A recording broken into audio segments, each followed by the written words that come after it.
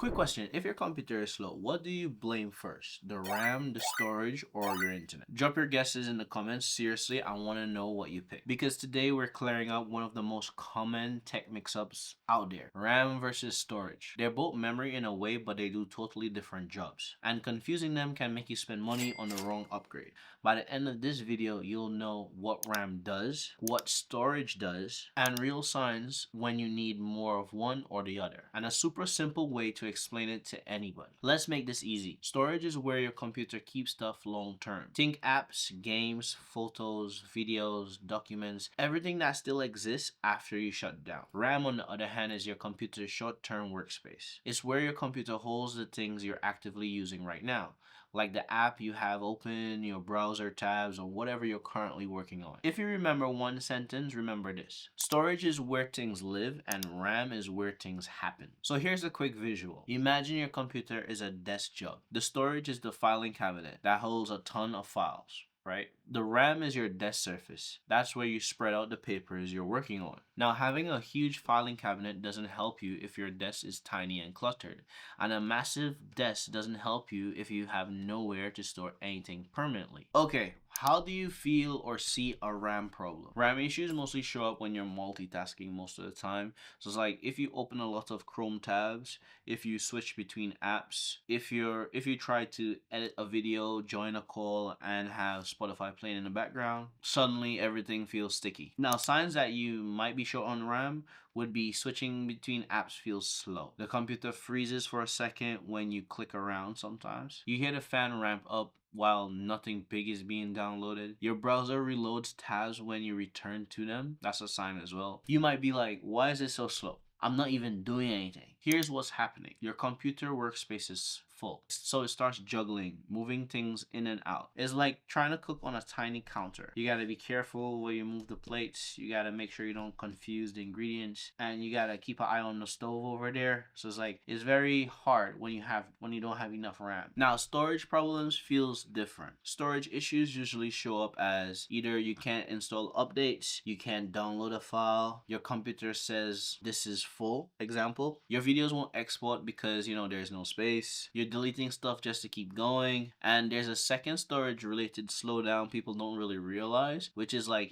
slow storage hardware. So if your computer has an older hard drive like a HDD, it can make everything feel sluggish, especially boot times and when you're opening up apps. Now, switching to an SSD is often the biggest my computer feels brand new type of upgrades that you could do. Keep that in mind. So storage can cause I literally ran out of space problems, and also this drive is super slow problem. So here's a quick way to diagnose it without being like a tech wizard. So question 1, is your computer slow mostly when you have a lot of things open at once? For example, you have like a bunch of tabs, multiple apps, video call going on. That would point to the RAM. Question 2 is, are you getting load disk space warnings? You're failing updates, or you can't download or install stuff? Now that would point to storage capacity problem. Does it take forever to boot, open apps, or load files, even when you're not multitasking hard? Now that would point to storage speed. So often the HDD versus the SSD. So let's clear up a few classic mix-ups. So if I delete files, will my computer get faster? The answer is sometimes,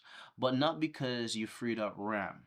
It's because your storage was nearly full, and some systems run worse when they're packed to the brim. Once you see that red on your hard drive, it's like think about getting a second one. If I buy more storage, will that help multitasking? The answer is not usually. More storage means more room to keep files, right? Multitasking smoothness is mostly RAM. But my computer uses storage as memory sometimes. Yes. When RAM fills up, the computer borrows storage as a backup, I would say, workspace. But that's way slower. It's like using your closet as your desk inside of your office. So what should you actually aim for? Now, for casual use, web, documents, email, and just light YouTube, I would say 8 gigs of RAM is workable. Keyword there, workable. Now, 16 gigs of RAM feels much smoother for a lot of tabs and multitasking. Notice I didn't say gaming and video editing and stuff like that, right? Now, I just want to point out that you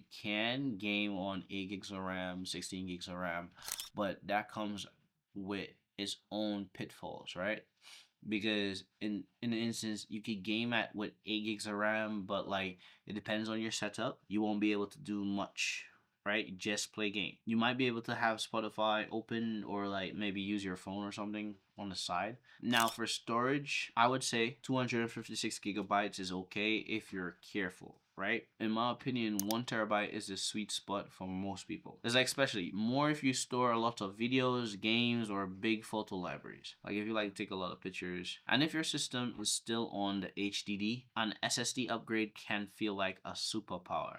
It just depends. Nah, scratch that. It don't depend. SSD is all the way. Alright, so quick recap. Storage is long-term memory space for your files and apps. RAM is short-term workspace for what you're doing right now. Computer is slow with a lot open, think RAM. You run out of space or you have a slow boot or loading apps, think storage. Now tell me in the comments, what are you using? 8 gigs or 16 gigs of RAM? And how many browser tabs do you keep open like it's a personal trait? Me, it's at least 10.